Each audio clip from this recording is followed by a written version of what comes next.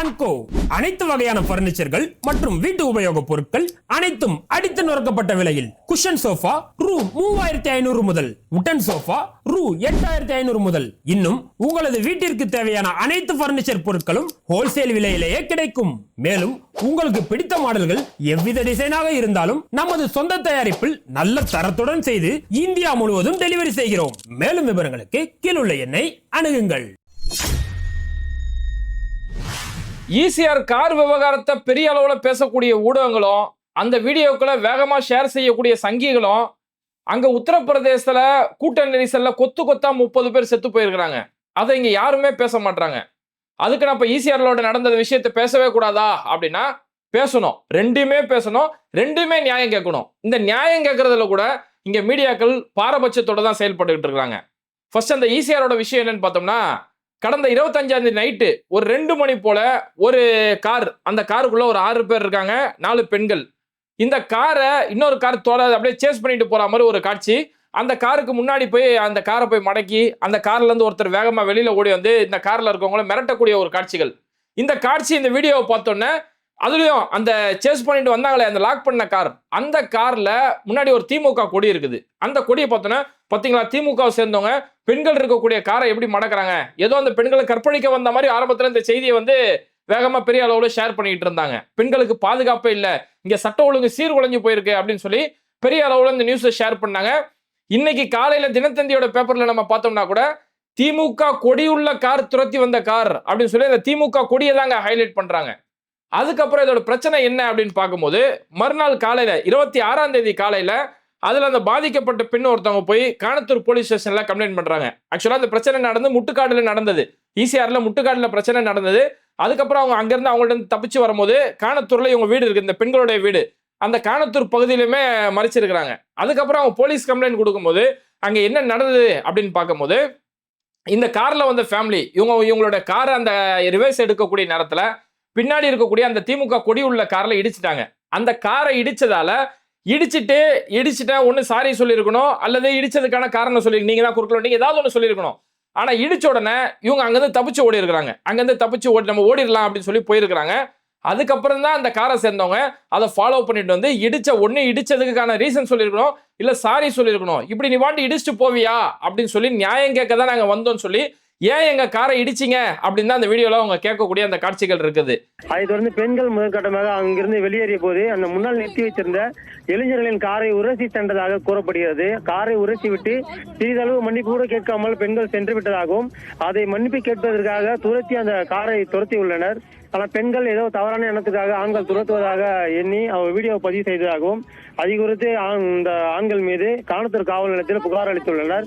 புகாரின் அடிப்படையில் கேளம்பாக்கம் உதவி ஆணையாளர் வெங்கடேசன், காணத்தூர் ஆய்வாளர் முருகன் உள்ளிட்ட 2 தனிப்படை அமைத்து தற்போது அந்த இளைஞர்களை கைது செய்வதற்கான தீவிர நடவடிக்கையில் காணத்தூர் போலீசார் ஈடுபட்டுள்ளனர்.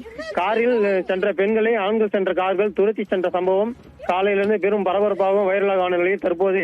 அப்ப இதுதான் அங்க நடந்த விஷயம். அதுக்கப்புறம் இந்த பிரச்சனை பெரிய அளவுல ஆனோடனே, இது அண்ணாமலை மாதிரியான பல பேர் வந்து பாத்தீங்களா, ஈசிஆர்ல பாதுகாப்பு இல்ல, என் வீடு கூட ஈசிஆர்ல தான் இருக்குது, இங்க பெண்களுக்கு திமுகவோட ஆட்சியில பாதுகாப்பே இல்ல அப்படி இப்படின்னு சொல்லி இதை ஏதோ அந்த பெண்களை கற்பழிக்க வந்த ஒரு காட்சி மாதிரி அந்த வீடியோக்களை வேற மாதிரி இங்க சித்தரிக்க ஆரம்பிச்சிட்டாங்க.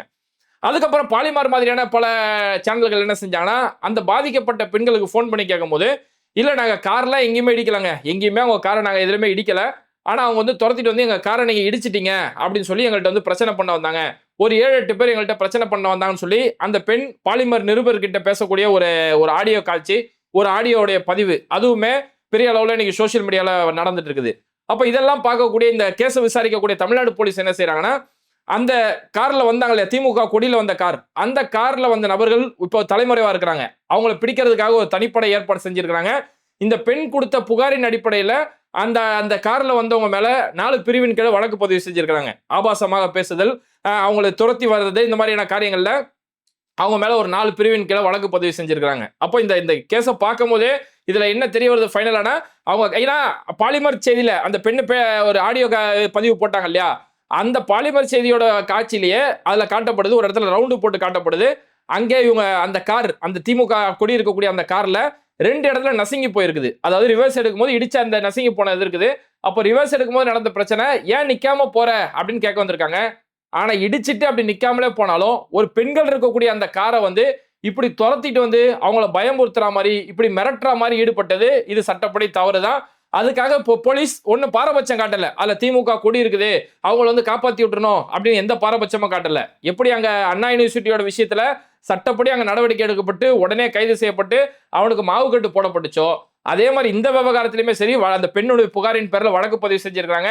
தலைமறைவா இருக்கக்கூடிய அந்த நபர்களை பிடிக்கிறதுக்காக தனிப்படை ஏற்பாடு செஞ்சிருக்காங்க. இங்கேயுமே எல்லா வகையான ஆக்ஷன்களுமே எடுக்கப்பட்டிருக்கு. அப்போ இது வந்து ஒரு கார் ரிவர்ஸ் எடுக்கக்கூடிய ஒரு விஷயத்துல நடக்கக்கூடிய இந்த பிரச்சனையை வச்சு பெண்களுக்கு பாதுகாப்பு இல்ல, இந்த பெண்களை கற்பழிக்க வந்துட்டாங்க அப்படின்னு சொல்லி ஏடா கூடமா இந்த செய்தியை சித்தரிக்க ஆரம்பிச்சிட்டாங்க. ஆனா இதெல்லாமே ஹைலைட் பண்ணக்கூடிய இந்த மீடியாக்கள், திமுக கொடி அடங்கிய கார் அப்படின்னு இந்த விஷயத்த ஹைலைட் பண்ணக்கூடிய மீடியாக்கள், இதுவிட பெண்களை கற்பழிக்க வரல, ஏன் இடிச்சிங்க தான் கேட்க வந்தாங்க. இதை வந்து ஏதோ கற்பழிப்பு புகார் மாதிரி இதெல்லாம் பேசக்கூடிய சங்கிகள் அங்க உத்தரப்பிரதேசல கொத்து கொத்தா மக்கள் செத்து போயிட்டு இருக்காங்க.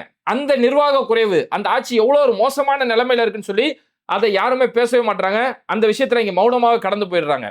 இப்ப உத்தரப்பிரதேசல கும்பமேளா பெரிய அளவுல நடந்துட்டு இருக்கு. அந்த கும்பமேளா பொதுவாக இந்த கும்பமேளாவுக்கு இந்தியாவுடைய பல மாநிலங்கள்ல இருந்து அங்க நீராடுறதுக்காக மக்கள் வர்றது வழக்கம். அதுலயும் குறிப்பா இந்த அமாவாசையுடைய நாள் அப்படிங்கிறது அங்க ரொம்ப பிரசித்தி பெற்ற ஒரு நாள். அந்த அமாவாசையுடைய நாள்ல வந்து அங்க நீராடினா ரொம்ப சிறப்பான ஒரு விஷயம் சொல்லி அவங்களோட நம்பிக்கை சார்ந்த விஷயம். அப்போ இந்த அமாவாசை குறிப்பா கும்பமேளாவுக்கு அங்க கூட்டம் ஓவரா வரும். இதுல இந்த அமாவாசைங்கிறது பெரிய அளவுல கூட்டமா வரும்ன்றது எல்லாருக்குமே தெரிஞ்ச ஒரு விஷயம். ஆனா அங்க எந்த அளவுக்குமே சரியான பாதுகாப்பு ஏற்பாடு இல்லாதால அந்த கூட்ட நெரிசல கரெக்டா அந்த அமாவாசையுடைய நாள்ல கூட்ட நெரிசல்ல கடுமையான கூட்ட நெரிசல், மக்களால எங்கேயுமே நவர முடியாத அளவுக்கு கூட்ட நெரிசல்ல 60க்கும் மேற்பட்டவங்க பெரிய அளவுல பாதிப்படைறாங்க. இந்த 60 பேர்ல 30 பேர் கூட்ட நெரிசல்ல அங்கேயே இறந்து போயிடுறாங்க. மூச்சு திணறி அங்கேயே இறந்து போயிடுறாங்க. அவங்களுடைய பிணங்கள் இருக்கக்கூடிய அந்த காட்சியெல்லாம் பார்க்க முடிஞ்சது. அப்படியே கொத்து கொத்தா அந்த இடத்துல பிணங்கள், அதுக்கடுத்து அந்த பிணங்கள் அங்கிருந்து மீட்டுட்டு கொண்டு போய் போகக்கூடிய காட்சிகள்லாம் பார்க்கும்போது ஏதோ போர்க்களத்துல இருந்து பிணங்களை அள்ளிட்டு கொண்டு போற மாதிரி அவ்வளவு கொடூரமா இருக்குது. அவங்க குடும்பத்தோட நிம்மதியா ஒரு அமைதியை வேண்டி இறைவனை வணங்கலாம் அப்படின்னு சொல்லி ஏதோ ஒரு அமைதியை வேண்டி அந்த மக்கள் வரக்கூடிய மக்களை இந்த அளவுக்கு அவங்க கொத்து கொத்தா செத்து போக காரணம் அங்க ஒரு பாதுகாப்பு குறைபாடு தான். இவ்வளவு கூட்டம் வரும். ஏன்னா எந்த அளவுக்கு இவங்களுக்கு முன்னாடியே கூட்டம் வரும்னு தெரியும்னா, நம்ம சென்னையோட திருக்கல்ல இருக்கக்கூடிய பல பஸ் ஸ்டாண்ட்ல பாத்தீங்கன்னா உத்தரப்பிரதேசல கும்பமேளா நடக்க போகுது அப்படின்னு சொல்லி இங்க வந்து பேனர் ஓட்டிக்கிட்டு இருக்காங்க. உத்தரப்பிரதேசல நடக்கக்கூடிய கும்பமேளாவுக்கு சென்னையில வந்து பேனர் ஓட்டுறாங்கன்னா அப்ப இது எந்த அளவுக்கு கூட்டம் வரன்றது முன்னாடியே தெரியும், பச்சை பிள்ளைக்கு கூட தெரியும். ஆனா அங்க எந்த ஒரு பாதுகாப்பு ஏற்பாடுமே செய்யாதாலதான் இவ்வளவு பெரிய 30க்கும் மேற்பட்ட பொதுமக்கள் இறந்து போயிருக்காங்க. இது உத்தரப்பிரதேசல ஒரு தொடர்கதையாவே இருக்குது. இதுக்கு ஒரு 6 மாசத்துக்கு முன்னாடி ஹத்ராஸ்ல ஒரு சம்பவம், போலே பாபா அப்படின்னு சொல்லக்கூடிய ஒரு பிரபலமான ஒரு சாமியாரு, அந்த சாமியாரோட தியானத்துக்காக பல மக்கள் போயிட்டு இருக்கக்கூடிய நேரத்துல அந்த மீட்டிங் முடிஞ்சு வெளியில வரும்போது எல்லாருமே ஒரே நேரத்துல வந்து நசுக்கிட்டாங்க. அதுல கிட்டத்தட்ட 121 பேர், ஒருத்தர் 2 பேர் இல்ல 127 பேர் அந்த கூட்ட நெரிசல சிக்கி செத்து போகக்கூடிய காட்சி நடந்தது. இது நடந்து வெறும் ஒரு 6 மாசம் தான் ஆகுது. அப்ப அங்கேயே ஒரு பெரிய ஒரு பாடம் கிடைச்சிருக்குது. ஒரு வழிபாடு நடத்தக்கூடிய இடத்துல மக்கள் கூட்டம் அதிகமா வந்தாங்கன்னா 121 பேர் செத்து போயிருக்காங்களே, அப்ப அதை விட கோடிக்கணக்கான மக்கள் வரக்கூடிய இடம் கும்பமேளா, அப்ப இங்க இந்த மாதிரியான பாதுகாப்பு ஏற்பாடு செய்யணும்னு சொல்லி அவங்களுக்கு முன்னாடியே கண்டிப்பா தெரிஞ்சிருக்கும். ஆனா தெரிஞ்சிருந்துமே கவனக்குறைவா தான் இருக்கிறாங்க. ஏன்னா அவங்களுடைய கவனம் முழுக்க எந்த இஸ்லாமியோட வீடு இடிக்கலாம், எந்த இஸ்லாமியோட ஃப்ரிட்ஜில் மாட்டுக்கறி வச்சிருக்கிறான், இதுல மட்டும்தான் அவங்களுடைய கவனம் எல்லாம் இருக்குது. பொது சிவில் சட்டத்தை எப்படி கொண்டு வரலாம், வக்ஃப் வாரிய மசோதா எப்படி கொண்டு வரலாம்னு சொல்லி இஸ்லாமியர்களுடைய உரிமையை பறிக்கிறதுல மட்டும்தான் பாஜக அரசுக்கு கவனம் இருக்கே தவிர, இங்க நம்மளோட எந்த இந்து மதத்தை பேர சொல்லி இங்க ஏமாத்திட்டு இருக்குமோ அந்த இந்து மத வழிபாட்டுக்கு மக்கள் வந்துட்டு இருக்காங்களே, அந்த மக்களுக்கு நம்ம என்ன பாதுகாப்பு செய்யணும்னு சொல்லி அவங்களுக்கு எந்த ஒரு அக்கறையும் இல்ல. அந்த அக்கறை இல்லாதாலதான் இப்போ 30க்கும் மேற்பட்ட பொதுமக்கள் அநியாயமா செத்து போயிருக்காங்க. அதே அவங்களோட குடும்பத்தாரெல்லாம் கதறக்கூடிய காட்சிகள்லாம் பார்க்க முடியல. அவ்வளவு கொடூரமா கொத்து கொத்தாங்க பிணங்கள் இருக்கக்கூடிய காட்சியை பார்க்க முடியுது. ஒண்ணும் இல்லைங்க, நம்ம சென்னையில ஏர் ஷோ நடந்தது. ஒன்றிய அரசுடைய விமானப்படை சார்பில் ஏர் ஷோ நடக்குது. இந்த ஏர் ஷோவை இவ்வளவு மக்கள் வருவாங்கன்னு யாருமே எதிர்பார்க்கவே இல்லை. கிட்டத்தட்ட 13 லட்சம் பேர் வந்து ஒரு கின்னஸ் ரெக்கார்டு படைக்கக்கூடிய அளவுக்கு திடீர்னு ஒரு கூட்டம் வந்தது. அந்த கூட்டத்துல கூட ஒரு 5 பேர் இறந்து போயிட்டாங்க. ஆனா இங்க சென்னையில 5 பேர் இறந்து போனது கூட்ட நெரிசலால இறந்து போல, அங்க கடுமையான வெயில். ஏன்னா அங்க விமானப்படை அவங்களுடைய சார்பிலே முடிவெடுத்து இது உச்சி வெயில் நேரத்துல வச்சா மட்டும்தான் அந்த ஏர் ஷோ நடத்த முடியும், அந்த வெயிலுடைய சூழல் அந்த காற்றோடைய சூழல்ல உச்சி வெயில் நேரத்துல வைக்க முடியும் சொன்னதே விமானத்துறை தான். அப்ப அவங்களுடைய சார்பில் அந்த நிகழ்ச்சி நடக்கும்போது கடுமையான வெயில், ஏன்னா மெரினா பீச்ன்றது ஃபுல்லா பந்தல் போட முடியாத ஒரு இடம். அந்த கடுமையான வெயில்ல நீர் பற்றாக்குறையினால 5 பொதுமக்கள் இறந்து போயிடுறாங்க. அங்க யாருமே கூட்ட நெரிசல்ல இறந்து போல. காரணம் என்னன்னா, தமிழ்நாடு மக்கள் படிச்ச மக்கள், இது போறதுக்கு எந்த வழி வர்றதுக்கு எந்த வழின்னு சொல்லி இந்த புரிந்துணர்வு இருக்கு. அங்க போலீஸுமே பாதுகாப்பு, தமிழ்நாட்டுல போலீஸ் பாதுகாப்பு எல்லாமே செய்யப்பட்டது. ஆனா மக்களுமே இதுதான் நமக்கு போகக்கூடிய வழி வரக்கூடிய வழின்னு ரொம்ப கேர்ஃபுல்லா ஹேண்டில் பண்ணாங்க. ஆனா அப்படி இருந்து 5 பேர் இறந்தது காரணம் கடுமையான வெயில் தாங்க முடியாம நீர் பற்றாக்குறையினாலதான் 5 பேர் இறந்து போயிட்டாங்க. ஆனா இங்க உத்தரப்பிரதேசல நடந்தது அப்படி கிடையாது. இது முழுக்க முழுக்க கூட்ட நெரிசல் நடந்தது. அந்த வடக்கானுக்கு அவனுக்கு யாருக்கு ஓட்டு போடணுன்ற அந்த அறிவு தான் இல்லையே தவிர, அந்த அறிவு தான் இல்லைன்னு பார்த்தோம்னா, அவனுங்க போகக்கூடிய வழி எது, வரக்கூடிய வழி எதுன்னு தெரியாம எல்லா பக்கமும் போட்டு நசுக்கிக்கிட்டு அந்த பக்கமும் போக முடியாம இந்த பக்கம் போக முடியாம அந்த கூட்ட நெரிசல்ல சிக்கிதான் இப்படி அநியாயமா சாமி கும்பிட போன அந்த 30 பொதுமக்கள் அநியாயமா இறந்து போயிருக்கிறாங்க. இதுக்கு முழுக்க முழுக்க அந்த உத்தரப்பிரதேச அரசும் உத்தரப்பிரதேச காவல்துறை தான் முழு காரணம்.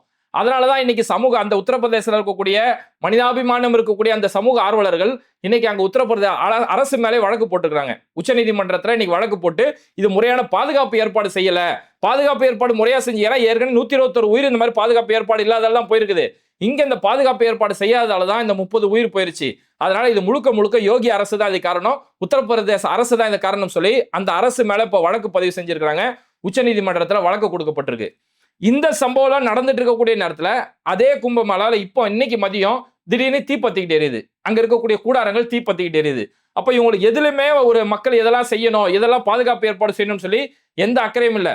அங்க ஊசிமணி பாசிமணி வைக்கக்கூடிய அந்த ஊர்மிளா மோனலிசான்னு சொல்லக்கூடிய அந்த பொண்ணு பின்னாடி கேமராவை எடுத்துக்கிட்டு பின்னாடி போறதுக்கு தான் அங்க இருக்கக்கூடிய கோடி மீடியாக்களுக்கு கவனம் இருக்குது.